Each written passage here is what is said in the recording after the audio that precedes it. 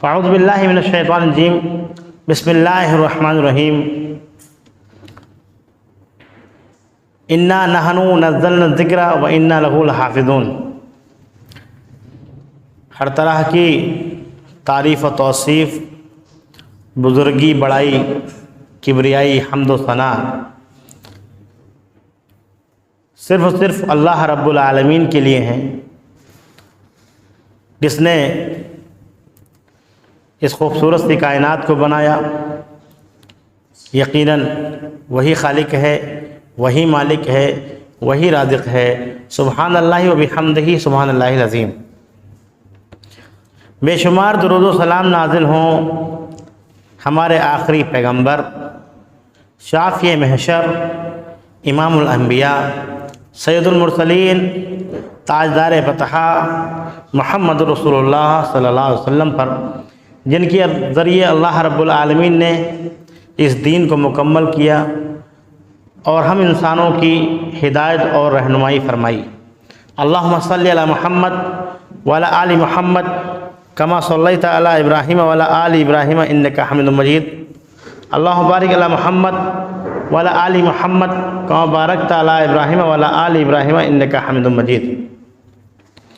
محترم حاضرین و سامعین، میں نے ابھی خطبہ مسنونہ کے بعد آپ حضرات کے سامنے جو قرآن حکیم کی ایک آیت تلاوت کی ہے، وہ سورہ ہجر کی ایک آیت ہے، آیت نمبر 9 ہے۔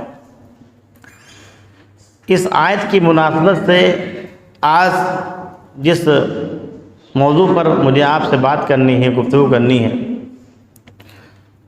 وہ ہے نزول قرآن کا مقصد اور اس کو کیسے سمجھیں۔ اللہ رب العالمین نے جب سے دنیا بنی تب سے انسانوں کی ہدایت اور رہنمائی کے لیے اللہ رب العالمین وقتاً فوقتاً انبیاء اور رسول بھیجتا رہا، اور انبیاء اور رسول کے ساتھ میں دیباچے، صحیفے اور کتابیں بھیجتا رہا۔ اسی سلسلے کی آخری کڑی حضرت محمد صلی اللہ علیہ وسلم، ان کے بعد اب کوئی نہ نبی آئے گا نہ رسول آئے گا۔ آپ صلی اللہ علیہ وسلم کو معجزے کے طور پر قرآن حکیم دیا گیا۔ قرآن حکیم ایک اتنی عظیم کتاب ہے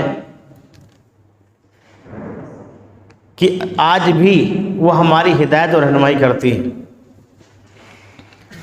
اللہ رب العالمین نے نازل کرنے کا جو مقصد بیان کیا ہے، قرآن حکیم ہی بتاتی ہے کہ یہ ہدی للناس ہے۔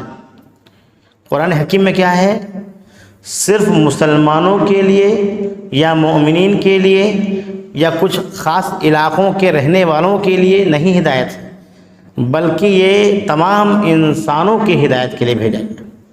ہدی للناس، اور مقامات پہ کہا ہے ہدی للمتقین، یہ اللہ سے ڈرنے والوں کے لیے ہدایت سے کام کرتے ہیں۔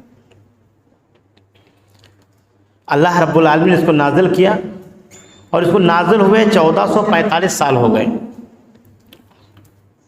اور مسلسل اللہ رب العالمین اس کی حفاظت کر رہا ہے، کیونکہ اللہ رب العالمین کو معلوم تھا کہ جتنی بھی کتابیں دنیا میں میں نے بھیجی، انسانوں نے اپنی منمانی سے اس میں رد و بدل کر دیے، چینجز کر دیے، اس کو صحیح شکل میں باقی نہیں رکھا، چاہے وہ تورات ہو، زبور ہو، انجیل ہو، کوئی بھی صحیفے ہوں۔ ہم کو معلوم ہے کہ تورات، زبور، انجیل، قرآن، اس کے علاوہ بھی صحیفے نازل ہوئے ہیں، قرآن ہی ہم کو بتاتی ہے۔ جیسے سورہ اعلیٰ میں اللہ رب العالمین نے کہا صحف ابراہیم و موسیٰ، موسیٰ علیہ السلام کا صحیفہ تو ہم کو معلوم ہے، لیکن ابراہیم علیہ السلام کو کون سا صحیفہ دیا گیا؟ ایوب علیہ السلام کو کون سا صحیفہ دیا گیا؟ ادریس علیہ السلام کو کون سا صحیفہ دیا گیا ہے؟ یہ ہم کو نہیں معلوم۔ نوح علیہ السلام جو رسول تھے، رسول بغیر کتاب کے نہیں ہوتا ہے، تو وہ ساری کتابیں آج ہیں لیکن بگڑی ہوئی شکل میں۔ لوگوں نے اپنی بات، اپنی رائے اپنے اقوال اپنے تھاٹس اس میں ڈال دیے اور کہا کہ یہ کیا ہے، یہ ایشواڑی ہے، یہ کیا ہے، یہ اللہ کا کلام ہے۔ ان تمام کتابوں میں جب چینجز ہوئی تو اللہ رب العالمین نے آخری کتاب کی حفاظت کی ذمہ داری خود لی۔ خود قرآن بتاتی ہے اپنے بارے میں کہ انا نحن نزلنا الذکر، اللہ تعالیٰ کہتا ہے کہ میں اس قرآن کو نازل کرنے والا ہوں، وَإِنَّا لَهُ الْحَافِظُونَ، اور اس کا میں ہی حفاظت کرنے والا ہوں۔ چنانچہ نبی صلی اللہ علیہ وسلم پر جب آیات نازل ہوتی تھیں آپ نبی صلی اللہ علیہ وسلم فوراً اس کو نوٹ کروا لیتے تھے۔ حضرت ابو بکر رضی اللہ تعالیٰ عنہ کا جب دور خلافت شروع ہوا تو آپ نے ان کو پنوں پہ لکھوایا اور چمڑے کے جو ورق تھے ان پہ لکھوایا۔ اس کے بعد حضرت عثمان رضی اللہ تعالیٰ عنہ کے دور میں جب دائرہ اسلام کا بڑھ گیا اور مختلف قراتیں رائج ہو گئیں، خدشہ یہ ہوا کہ جس کے پاس جو کچھ ہے وہ اسی کو سمجھے گا سب کچھ، تو اس کو ایک شکل دے دی گئی حضرت عثمان رضی اللہ تعالیٰ عنہ کے دور میں، اور وہاں سے لے کر کے ابھی تک قرآن اسی مصحف میں وہی شکل میں موجود ہے۔ ہمارا ایمان و عقیدہ یہ ہے کہ قرآن کا ایک بھی لفظ بدلا نہیں گیا ہے۔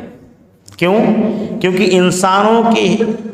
انسانوں کے لیے یہ ہدایت جو ہے، یہ نمونہ جو ہے، یہ جو کتاب نازل کی ہے، اس کی حفاظت کی ذمہ داری تو اللہ نے لی ہے۔ اب جس چیز کی حفاظت اللہ کرے اس میں کوئی رد و بدل نہیں کر سکتا۔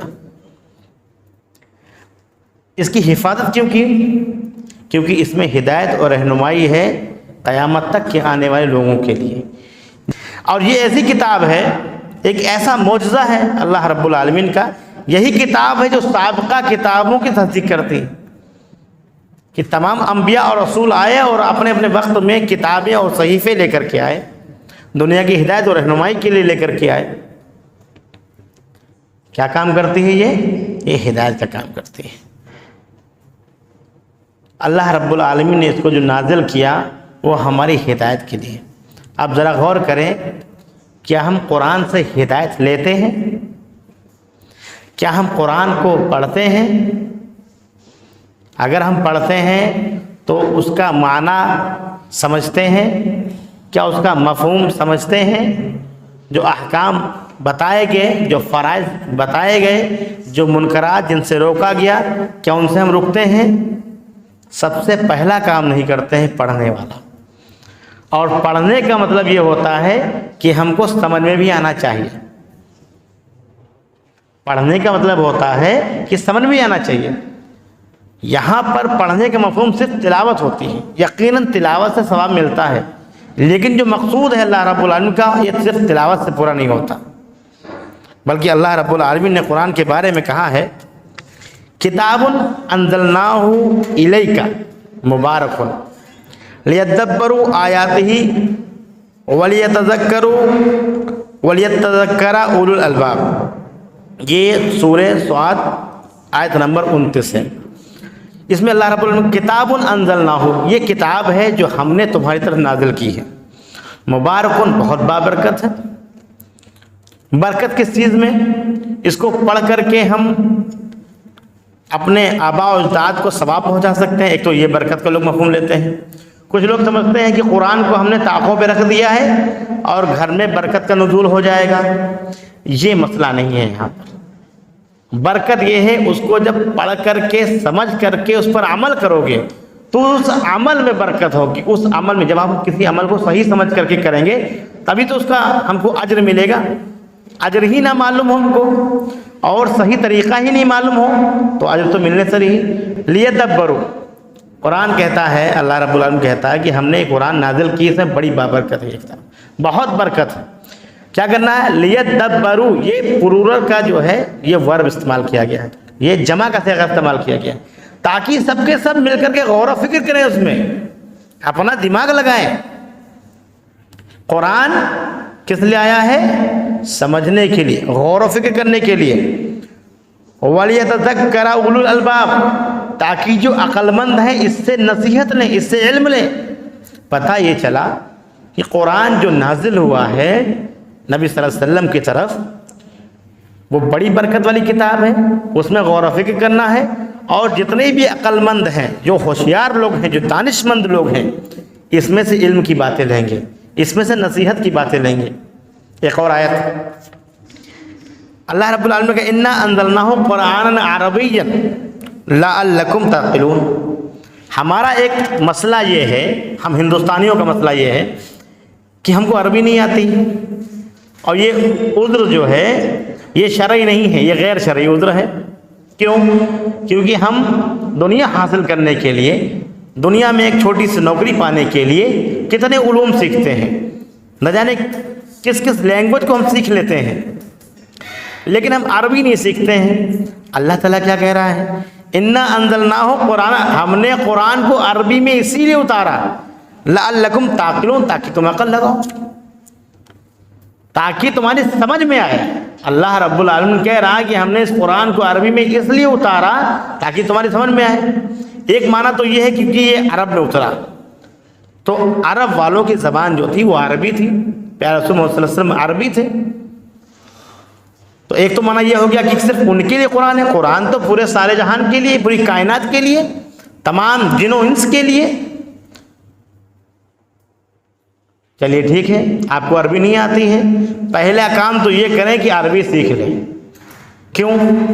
زندہ رہتے ہم نہیں بول رہے ہیں، نہیں بولتے نا عربی، ہم مریں گے جب تو ہم عربی بولیں گے، مرنے کے فوراً بعد عربی میں سوال ہوگا، اور ہم اتنے سمجھدار، اتنے فقیہ، اتنے علامہ ہو جائیں گے کہ عربی میں جواب دیں گے۔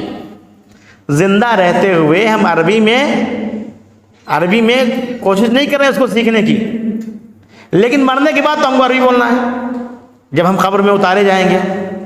اللہ تعالی ہم سب کو معاف کرے، اللہ تعالی ہم سب کی بخشش کرے، اللہ تعالی قبر کا مرحلہ آسان کرے۔ جب قبر میں ہم کو اتارا جائے گا، بسم اللہ علی ملت رسول اللہ، بسم اللہ علی سنت رسول اللہ کہا جائے گا، اس کے بعد قبر میں ہم کو اتارا جائے گا۔ جیسے ہی ہمارے گھر والے واپس ہوں گے، فوراً سوال و جواب ہوگا، اٹھیے من ربک، یہ ہندی تو نہیں ہے، وما دینک، یہ بھی ہندی نہیں ہے۔ جتنے بھی سوالات ہوں گے، کچھ لوگوں نے کہا 3، کچھ لوگوں نے کہا 4، جو 3 سوال کا جواب دے گا اس کو 4تھا سوال ہوگا، کچھ لوگ 3 سوال کا جواب بھی نہیں دے پائیں گے۔ تو آگے چل کر کے ہم کو عربی ہی جب بولنا ہے تو کیوں نہ اسی زندگی میں ہم پریکٹس کر لیں۔ دنیا کو جیتنے کے لیے، دنیا میں کامیاب ہونے کے لیے ہم بہت ساری لینگویج سیکھتے ہیں، آخرت کی کامیابی کے لیے جو آخرت کا پرچہ جو قبر سے شروع ہوگا اس کو حل کرنے کے لیے ہم عربی سیکھ لیں، تاکہ ہم رواں رہیں، ہماری زبان لڑکھڑائے نہیں، فرشتوں کو دیکھ کر کے ہم ڈرے نہ۔ اور جواب وہی دے سکتا ہے جس نے قرآن سیکھا ہو، قرآن کے مطابق زندگی گزاری ہو، وہی جواب دے سکے گا۔ ورنہ ایک انسان اپنے سے زیادہ لہیم شہیم انسان کو دیکھ کر کے گھبرا جاتا ہے، پھر قبر کا معاملہ کیا ہوگا اس کا۔ تو میں عرض کر رہا تھا کہ اللہ تعالیٰ نے قرآن عربی میں اس لیے نازل کیا تھا کہ ہم عقل لگائیں۔ ہمارا بہانہ ہے کہ ہم عقل اس لیے نہیں لگائیں کیونکہ یہ عربی میں اترا، یہ تو سیدھے اللہ رب العالمین سے فائٹ ہے سیدھے، کہ آپ کہتے ہو، اللہ رب العالمین کہتا ہے کہ ہم نے عربی میں اس لیے اتارا کہ تم عقل لگاؤ، ہم اس لیے نہیں پڑھیں گے، ہم اس لیے نہیں سمجھیں گے، ہم اس کو اس لیے اس پہ عمل نہیں کریں گے کیونکہ ہم کو عربی نہیں آتی۔ یہ تو تضاد ہے سیدھے۔ یہ قرآن پوری دنیا کے لیے ہے، چاہے عربی ہو، اجمی ہو، گورا ہو، کالا ہو، چھوٹا ہو، بڑا ہو، غلام ہو، بادشاہ ہو، سب کی ہدایت پہ کام کرتی ہے۔ اس کے بعد کی آیت اور ہے، اللہ تعالیٰ نے کہا، سورہ محمد کی آیت ہے یہ، آیت نمبر 24، افلا یتدبرون القرآن، یہاں مسلمان نہیں کہا گیا ہے، یہاں مومنین نہیں کہا گیا ہے، یہاں کسی خاص برادری یا علاقے کا نام نہیں لیا گیا ہے۔ قرآن کہتا ہے افلا یتدبرون القرآن ام علی قلوبہم اقفالها، یہ قرآن میں غور و فکر کیوں نہیں کرتے؟ کیا ان کے دلوں میں تالے لگے ہوئے ہیں؟ مطلب یہ ہے کہ ہم جو بہانے بنا رہے ہیں عربی کا کہ عربی نہیں آتی، میرے پاس تو وقت ہی نہیں ہے، سب کچھ سیکھتے ہیں، پورا دن صرف واٹس ایپ، فیس بک، انسٹاگرام اور جو بھی نئی چیزیں آ رہی ہیں، نئی ایپلیکیشن لانچ ہوتی ہے، یہ نوجوان اتنا ایکٹیو ہے، اتنا اس کے پاس وقت ہے، لیکن وقت نہیں ہے تو قرآن عظیم کے لیے وقت نہیں، نہ پڑھتا ہے، نہ سنتا ہے، نہ اس کو توجہ دیتا ہے۔ اللہ تعالیٰ نے کہا کیوں نہیں غور و فکر کرتے ہیں یہ لوگ؟ افلا یتدبرون القرآن، یہ قرآن میں کیوں نہیں غور و فکر کرتے ہیں؟ ام علی قلوبہم اقفالها، کیا ان کے دلوں میں تالے لگے ہوئے ہیں؟ اس کے بعد کی ایک آیت اللہ رب العالمین نے کہا بالبینات والزبر، واضح روشن دلیلوں کے ساتھ، والزبر اور پرانی کتابوں کے ساتھ اس کی تصدیق کرتے ہوئے، وانزلنا الیک الذکر، ہم نے یہ ذکر، یہ نصیحت، یہ قرآن حکیم آپ کی طرف نازل کیا، لتبین للناس، تاکہ آپ بیان کر دیں لوگوں کے لیے، ما نزل الیہم، جو اس میں نازل کیا گیا، جو کچھ بھی آپ کی طرف نازل کیا گیا ہے وہ لوگوں کو کھول کھول کر بیان کر دیجئے، لعلہم یتفکرون، تاکہ وہ فکر کریں، غور و فکر کریں، تاکہ وہ سمجھ سکیں۔ یہ نبی صلی اللہ علیہ وسلم کا کام تھا کہ آپ صلی اللہ علیہ وسلم سے کہا گیا کہ جو کچھ بھی آپ کی طرف نازل کیا گیا ہے اس کو آپ لوگوں تک پہنچا دیں، کھول کھول کر بیان کر دیں، کوئی بھی چیز چھپائیں مت۔ نبی صلی اللہ علیہ وسلم تو اس دار فانی سے گئے، لیکن یہ امت جس کو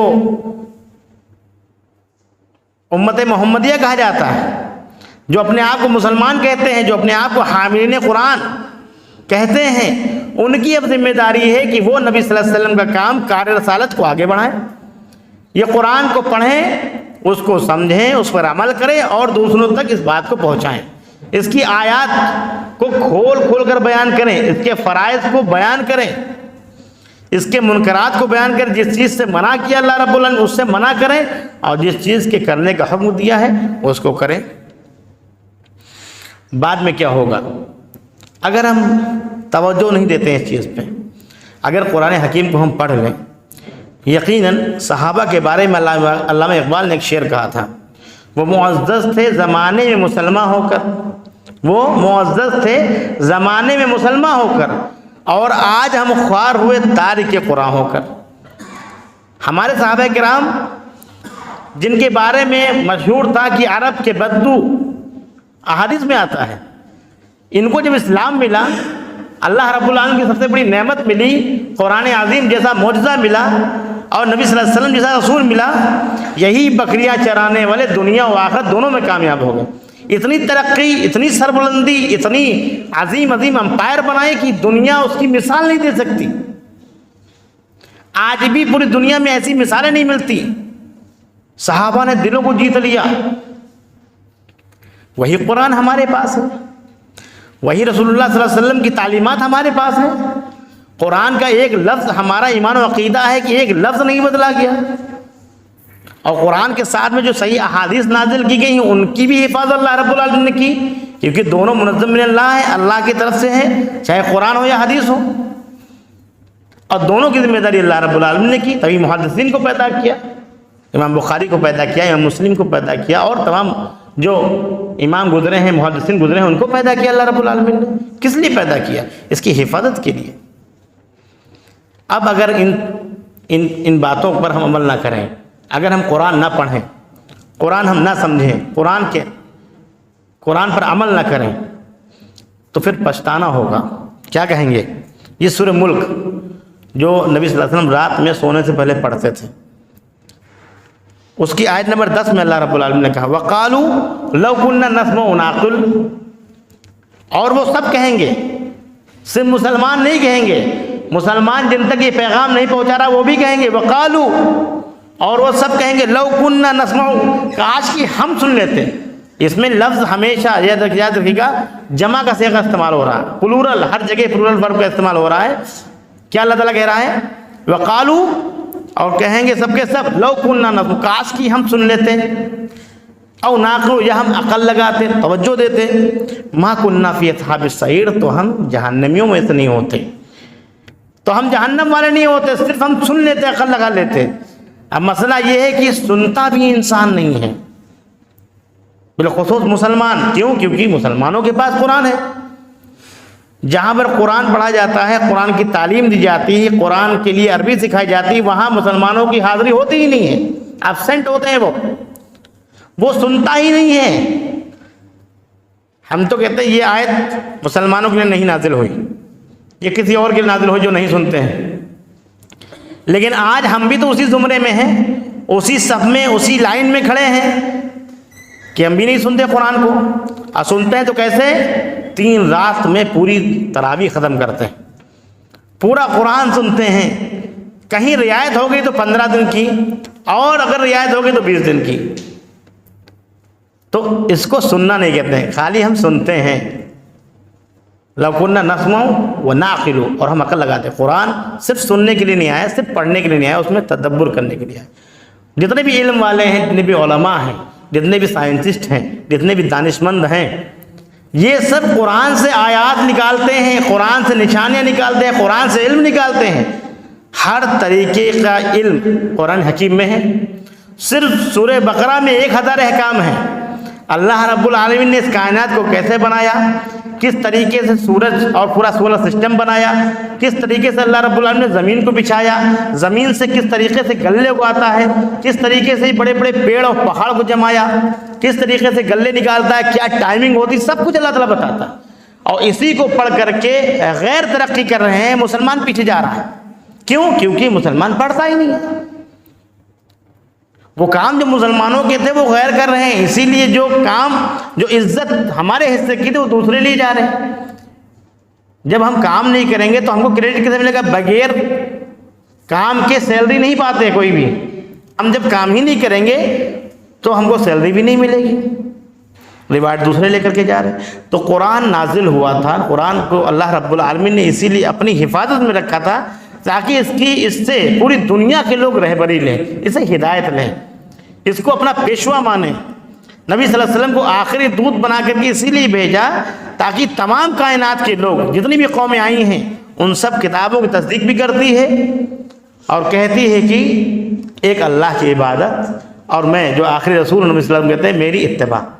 یہ قرآن کا مرکزی موضوع ہے، جو تمام کتابوں کا، تمام انسانوں کا مرکزی موضوع تھا یہ کہ ایک اللہ کی عبادت، کیونکہ ایک ہی ایشور ہے، ایک ہی اللہ ہے، اسی نے سب کو بنایا ہے، ایک ہی انسان سے بنایا ہے، سب تصدیق کر چکے ہیں، تمام کتابیں موجود ہیں، سب بھائی بھائی ہیں۔ اب یہ بچھڑے ہیں، یہ الگ ہوئے ہیں، کسی کے دل میں نفرت ہے، لوگوں نے اپنے اپنے راستے بنائے ہیں، تو یہ جیسے بکھرے ہیں ویسے ایک بھی ہو سکتے ہیں، لیکن اصل چیز یہ ہے جو قرآن مسلمانوں کے پاس ہے اس پر بالکل توجہ نہیں، 200 روپے نہیں خرچ کرتے ہیں اس پر۔ حافظ جی جو ہمارے گھر میں آتے ہیں کتنا پیسہ ہم دیتے ہیں؟ کہتے نہیں ہیں جیسا آپ پیش کرو گے ویسا ہی ملے گا آپ کو۔ ہم میتھ والے کو تو 2500-3000 روپے پر سبجیکٹ دے رہے ہیں ماسٹر صاحب کو، اور مولوی صاحب کو 300 دے رہے ہیں، تو بچے کو آئے گا کیا؟ میتھ انگلش آئے گی، وہ بھی خیر ضروری ہے، بالکل ضروری ہے۔ نہ جانے کتنی آیات تو میتھ کی اس میں ہیں، قرآن حکیم میں ہیں۔ ایسا گڑت ہے جو جلدی لوگ سلجھا نہیں پاتے ہیں۔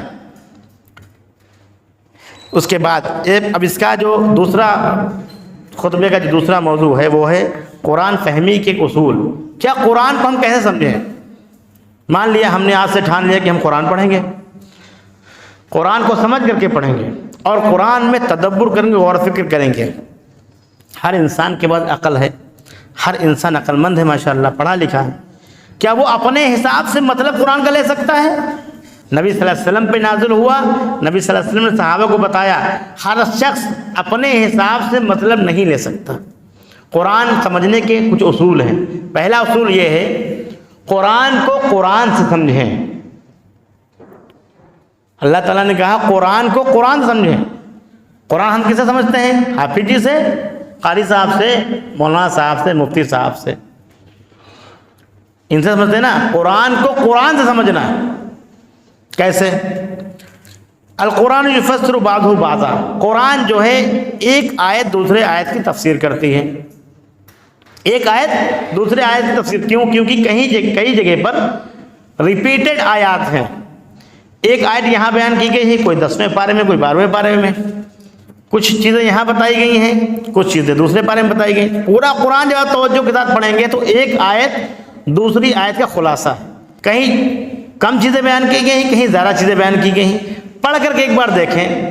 شروع کرتے ہیں سورہ فاتحہ سے، سب سے پہلی سورہ الحمدللہ رب العالمین۔ اس میں ہم کہتے ہیں اہدنا الصراط المستقیم، قرآن کو قرآن سے سمجھیں۔ شیخ الاسلام علامہ ابن تیمیہ رحمۃ اللہ علیہ، انہوں نے کہا ہے کہ مجھ سے اگر کوئی پوچھے کہ قرآن کیسے سمجھا جائے تو میں کہوں گا قرآن کو قرآن سے سمجھا جائے۔ قرآن کو قرآن سے، اللہ کا کلام ہے، اللہ ہی سمجھائے گا، ایک آیت دوسری آیت کو سمجھائے گی، اور اس کی دلیلیں موجود ہیں۔ سورہ فاتحہ جب ہم پڑھتے ہیں تو کہتے ہیں اہدنا الصراط المستقیم، اے اللہ ہم کو سیدھا راستہ دکھا، صراط الذین انعمت علیہم، ایسے لوگوں کا راستہ جس پر تو نے انعام کیے، اور ایسے لوگوں کا راستہ مت دکھانا، غیر المغضوب علیہم ولا الضالین، جو غضبناک ہوئے، جن پر اللہ تعالیٰ تیرا غضب نازل ہوا، ان کا راستہ مت دکھانا، اور جو گمراہ ہو گئے ان کا راستہ مت دکھانا۔ تو جو انعام والے لوگ ہیں وہ کون لوگ ہیں؟ یہاں نہیں بتایا گیا، سورہ فاتحہ میں نہیں بتایا گیا، سورہ بقرہ میں نہیں بتایا گیا، سورہ آل عمران میں نہیں بتایا گیا، سورہ نساء میں بتایا گیا۔ کیا بتایا گیا؟ وَمَن يُطِعِ اللَّهَ وَرَسُولَهُ، اور جو اللہ اس کے رسول کی بات مانتا ہے، جو اللہ اس کے رسول کی اطاعت کرتا ہے، فَأُولَٰئِكَ مَعَ الَّذِينَ أَنْعَمَ اللَّهُ مِنَ النَّبِيِّينَ وَالصِّدِّقِينَ وَالشُّهَدَاءِ وَالصَّالِحِينَ۔ انعام پانے والے کون لوگ ہیں؟ 4 لوگ ہیں۔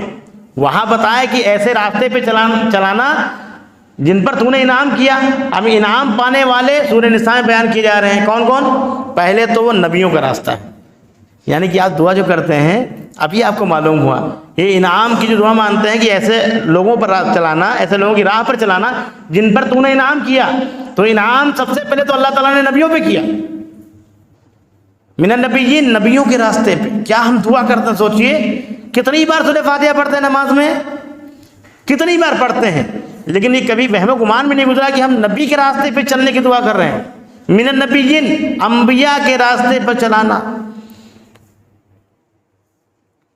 والصدیقین، اور سچوں کے راستے پر، جو ستیہ کے مارگ پر چلے ان کے راستے پہ چلانا، والشہداء، اور جو تیری راہ میں شہید ہوئے ان کے راستے پہ چلانا، والصالحین، اور جتنے بھی نیک لوگ گزرے ہیں ان پر چلانا۔ یہ آیت تفسیر ہو گئی۔ ایک اور دلیل کہ قرآن کو قرآن سے سمجھا جائے، سورہ بقرہ میں اللہ تعالیٰ نے جب آدم علیہ السلام کا واقعہ ذکر کیا، آدم علیہ السلام کو جب اس ارتھ پہ بھیجا، اس دنیا میں بھیجا، تو کچھ کلمات سیکھے۔ کس نے؟ آدم علیہ السلام نے۔ کیا کہا؟ فَتَلَقَّى آدَمُ مِن رَبِّهِ كَلِمَاتٍ فَتَابَ عَلَيْهِ إِنَّهُ هُوَ التَّوَّابُ الرَّحِيمُ۔ سورہ بقرہ جب آپ پڑھیں گے تو آیت نمبر 37 میں یہ چیز دی ہے، یہ آیت نمبر 37 ہے۔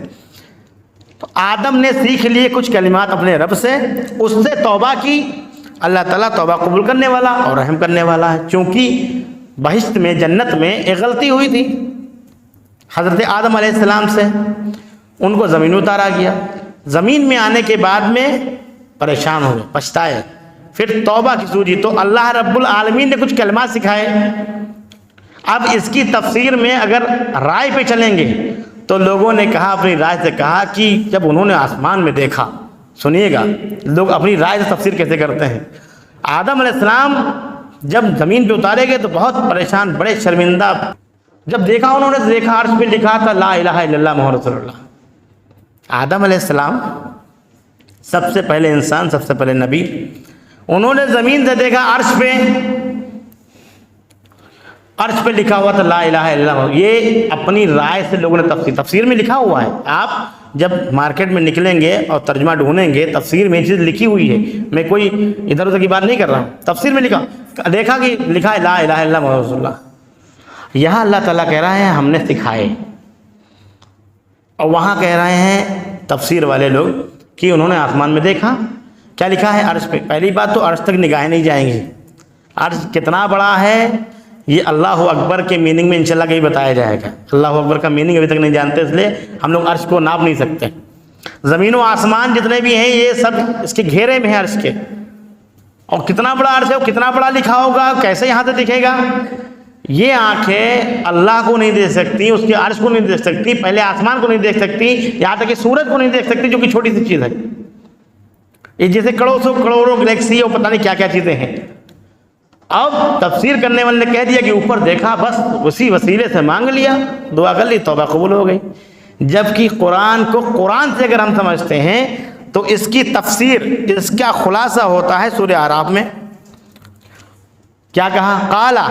قالا، ان دونوں نے کہا۔ قالا یہاں پہ جو ہے پلورل کا جگہ نہیں بلکہ جمع تثنیہ کا جگہ ہے، دونوں نے کہا ربنا ظلمنا، ربنا ظلمنا انفسنا وان لم تغفر لنا وترحمنا لنكونن من الخاسرین. یہ کلمات تھے جو اللہ رب العالمین نے آدم علیہ السلام کو سکھائے تھے. اس سے توبہ کی تھی کہ اللہ رب العالمین سے توبہ کی. قالا کہا ان لوگوں نے ربنا اے رب ہم نے اپنے اوپر ظلم کیا. وَإِن لَمْ تَغْفِرْ لَنَا اگر اے اللہ تو نہیں معاف کرے گا, وَتَرْحَمْنَا تو ہم پر رحم نہیں کرے گا, لَنَكُونَنَّ مِنَ الْخَاسِرِينَ تو ہم لوگ ہو جائیں گے گھاٹا اٹھانے والوں میں سے. یہ کلمات تھے جو اللہ رب العالمین نے سکھایا. تو پہلی بات, پہلا اصول یہ ہے قرآن کو قرآن سے سمجھیں. پہلے اصول پہ آپ کام کریں آپ. اس کے بعد قرآن میں اگر کوئی چیز نہ ملے تو دوسرا اصول یہ ہے کہ قرآن کو حدیث سے سمجھیں, نبی صلی اللہ علیہ وسلم کی سنت سے سمجھیں, صحیح احادیث کی روشنی میں سمجھیں. جیسے قرآن میں کہا گیا نماز قائم کرو, زکوٰۃ دو, حج کرو, عمرہ کرو, کہا گیا. طریقہ نہیں بتایا گیا. پوری قرآن پڑھ لیجیے آپ, قرآن پڑھ لیجئے, طریقہ نہیں بتایا گیا کہ نماز کتنی پڑھنی, کب پڑھنی ہے, کتنی رکعتیں پڑھنی ہے, نہیں بتایا گیا. کیسے رکوع کرنا ہے, کیسے سجدہ کرنا نہیں بتایا گیا. کیسے دعا کرنا ہے, کیسے وتر پڑھنا ہے, کچھ نہیں بتایا گیا. اب یہ پتہ چلتا ہے کہ حدیث کی روشنی میں. کیوں؟ کیونکہ نبی صلی اللہ علیہ وسلم کو یہ قرآن دی اور اس کے علاوہ حکمت دی. قرآن کے ساتھ حکمت دی. نبی صلی اللہ علیہ وسلم کا کام یہ تھا کہ جو کچھ وہ بیان کرتے تھے وہ حدیث تھی. سورہ نحل کی آیت نمبر 44 میں کہا اللہ رب العالمین نے, پڑھ چکا ہوں میں آیت اس سے پہلے بھی, وَأَنزَلْنَا إِلَيْكَ الذِّكْرَ لِتُبَيِّنَ لِلنَّاسِ تاکہ آپ بیان کرتے لوگوں کے لیے جو کچھ آپ پر نازل کیا گیا. تو آپ پر کہا گیا آپ کو قرآن, نماز پڑھیے, قرآن کہتا ہے زکوٰۃ دیجئے, تو آپ صلی اللہ علیہ وسلم تفسیر بتائیں گے کہ کیسے پڑھنا ہے. اس لیے نبی صلی اللہ علیہ وسلم نے کہا صلوا کما رأیتمونی اصلی, اپنے من سے نماز نہ پڑھو بلکہ جو میں کرتا ہوں, جیسا کرتا ہوں مجھے دیکھو, جیسے میں پڑھتا ہوں ویسا نماز پڑھا کرو. پتہ یہ چلا دلیل یہ ہے کہ نبی صلی اللہ علیہ وسلم جو کرے وہ دلیل ہے. زکوٰۃ کتنی دینی ہے, نبی صلی اللہ علیہ وسلم کی احادیث میں ہے. وراثت میں حصہ کتنا دینا ہے, احادیث میں ہے. اگر کوئی زنا کرتا ہے تو اس کے شادی شدہ کی کیا سزا ہے, کنوارے کی کیا سزا ہے, حدیث میں ہے. ڈیٹیل بتانے کے لیے احادیث ہے. پتہ یہ چلا قرآن اور حدیث یہ دو مصدر ہیں, دو مرجع ہیں, دو چیزیں ہیں جن سے دین مکمل جانا جا سکتا ہے, قرآن اور حدیث. علامہ ابن تیمیہ اس کے بعد بھی کہتے ہیں, ان سے پوچھا گیا کہ اگر قرآن میں نہ ملے تب کہاں جایا جائے, تو شیخ الاسلام علامہ ابن تیمیہ کہتے ہیں کہ میں کہوں گا قرآن کو حدیث سے سمجھیں. کیوں؟ کیونکہ نبی صلی اللہ علیہ وسلم ہی بتائیں گے قرآن کی کیسی کون آیات ہے اور کب نازل ہوئی, اس کا کیا مفہوم ہے. یہ قرآن اور حدیث دو چیزوں سے سیکھنا ہے. اس کے بعد تیسرا اصول یہ ہے کہ ہم قرآن اور حدیث کو منہج صحابہ پر سمجھیں. صحابہ نے جیسا سمجھا ویسا سمجھیں. عبداللہ ابن مسعود رضی اللہ تعالیٰ عنہ کہتے ہیں کہ قرآن کی ہر ایک آیت جو جب نازل ہوئی اور کب نازل ہوئی, کس کے لیے نازل ہوئی, سب کچھ مجھے معلوم ہے. نبی صلی اللہ علیہ وسلم سیکھتے رہتے تھے. تو ایسے صحابہ سے سیکھو. کس سے سیکھنا ہے؟ ایسے صحابہ سے جو صحابہ بتائیں. کیوں؟ کیونکہ نبی صلی اللہ علیہ وسلم کے اصل شاگرد تو صحابہ تھے. جو نازل ہو رہا تھا ان کے سامنے نازل ہو رہا تھا, جو نبی صلی اللہ علیہ وسلم بتا رہے تھے ان کے سامنے بتا رہے تھے. اور کچھ صحابہ کے لیے نبی صلی اللہ علیہ وسلم نے دعا بھی کی, جیسے عبداللہ ابن عباس کے بارے میں کہا اللہم فقہہ فی الدین وعلمہ التاویل, کہ ان کو دین کی اچھی سمجھ دے اور جو قرآن کی تعویلات ہیں, جو قرآن کا مفہوم ہے, تشریح کر کے ان کے دلوں میں ڈال دے اللہ تعالیٰ. عبداللہ ابن عباس اور ان جیسے کبار صحابہ, جیسے خلفائے راشدین ہیں, تمام 4 خلیفہ پہلے, اس کے بعد کے صحابہ, بہت صحابہ ہیں. سب کو قرآن حفظ تھا. آپ کو معلوم ہونا چاہیے ایک غزوے کے موقع پر جب بہت سارے قاری شہید ہو گئے, جب ہمارے صحابہ کرام جو قاری تھے شہید ہوئے, تو نبی صلی اللہ علیہ وسلم نے جو کہا تھا اس سے دلیل پکڑتے ہیں لوگ. کیا کہتے ہیں؟ ان میں سے کس کو زیادہ قرآن یاد ہے اس کو پہلے قبر میں اتارا جائے. اگر سب کو قرآن نہیں یاد ہوتا تو کہتے ہیں اس میں سے جس کو قرآن یاد ہے اس کو پہلے اتارو. جبکہ نبی صلی اللہ علیہ وسلم نے کہا ان میں سے قرآن کس کو زیادہ یاد ہے اس کو پہلے اتارا جائے. پتہ یہ چلا تمام صحابہ کرام سب یاد کر لیتے تھے فوراً. صحابہ کرام کا طرز عمل یہ تھا 10 آیتیں یاد کرتے, 10 آیتیں نازل ہوتی تو اس کو یاد کرتے, اس کو پڑھتے, اس کو سمجھتے, غور و فکر کرتے, اور جب تک اس پر عمل نہ کرتے آگے نہیں بڑھتے, پنہ نہیں پلٹتے تھے کہہ سکتے ہیں ہم. اس لیے تیسرا اصول یہ ہے کہ صحابہ منہج صحابہ میں سمجھیں. چوتھا اصول بھی ہے, قرآن کو تابعین سے بھی سمجھ سکتے ہیں آپ, جو صحابہ کے نقش قدم پہ چلتے ہوں. ان میں سے بہت سارے نام آتے ہیں. ایک امام مجاہد کا نام آتا ہے. ان کے بارے میں انہوں نے خود کہا ہے اور علماء نے اور تابعین نے کہا کہ انہوں نے سیدھے کہ ڈائریکٹلی عبداللہ ابن عباس سے علم حاصل کیا. پورا قرآن جیسے عبداللہ ابن عباس رضی اللہ تعالیٰ عنہ سمجھتے تھے اسی طریقے سے امام مجاہد سمجھتے تھے. تابعین کے نقش قدم پر بھی آپ چل سکتے ہیں, لیکن تصدیق ہونی ضروری. صحابہ کے نقش قدم پر ایسا نہیں کسی بھی تابعی کو آپ نے, اور تابعین بہت احتیاط کرتے تھے. سعید ابن مسیب ہیں, وہ کہتے ہیں جس آیت کی تفسیر ہم کو معلوم ہوتی اسی پر ہم عمل کرتے, اسی کو ہم آگے بتاتے, ورنہ خاموش رہتے, ورنہ ہم احتیاط کرتے, خاموش رہتے ہیں. حضرت ابو بکر رضی اللہ تعالیٰ عنہ کی حدیث ہے, کہتے ہیں جو لوگ اپنی عقل سے, اپنے فہم سے اور اپنی رائے سے تفسیر کرتے ہیں, تفسیر باہر بالرائے کے بارے میں کہ میں نے قرآن پڑھی اور میں نے سمجھ لیا اور کنکلوژن یہ نکلا کہ یہ دیکھو یہ ہے, مطلب نہ وہ قرآن میں, نہ اس کی دلیل قرآن میں, نہ حدیث میں, نہ صحابہ میں, نہ تابعین, بس کسی بات نہیں ہے, اور کہا یہ ہے, میری سمجھ میں تو آ گیا. تو ایسے لوگوں کے بارے میں کہا گیا ہے, علامہ ابن کثیر کہتے ہیں جو رئیس المفسرین ہیں, تفسیر کرنے والوں کے سردار, کون؟ علامہ ابن کثیر رحمۃ اللہ علیہ, وہ کہتے ہیں اس طریقے سے تفسیر کرنا ہی حرام ہے. رضی اللہ تعالیٰ عنہ کہتے ہیں ایو ارض تقلنی و ایو سماء تذلنی اذا قلت علی اللہ ما لا اعلم. کون سی زمین میں سماؤں گا, کون سا آسمان مجھے چھپائے گا کہ میں وہ کہوں جو قرآن نہیں کہتا, قرآن کے بارے میں وہ بات کہوں جو مجھے معلوم نہ ہو, تو میں کس زمین میں جاؤں گا اور کون سا آسمان مجھے سایہ دے گا. مطلب اتنا ڈرتے تھے. ایک اور تفسیر کی, یہ 5واں تھا تفسیر بیرا, ایک چھٹا ہے کہ آپ چاہیں تو تفسیر اہل کتاب سے بھی کر سکتے ہیں. تفسیر بال کس سے؟ تفسیر بال جو کتابیں گزری ہیں, جو صحف اولا ہیں, لیکن ان کے لیے احتیاط ہے. نبی صلی اللہ علیہ وسلم کی حدیث ہے وحدثوا عن بنی اسرائیل ولا حرج, اور تم چاہو تو بنی اسرائیل کے واقعات بیان کر سکتے ہو, کوئی بات نہیں ہے, لیکن اس کے لیے بہت احتیاط ضروری ہے. تفسیر بالرائے بالکل حرام ہے, لیکن اگر آپ اہل کتاب سے تفسیر لیتے ہیں, یہودیوں کی کتاب سے, عیسائیوں کی کتاب سے, یا اور جو اقوام ہمارے ساتھ میں رہتی ہیں ان کی کتاب سے اگر لیتے ہیں تو احتیاط بہت ضروری ہے, کیونکہ اس میں کسی مسائل کے اختلاف نہیں ہونا چاہیے.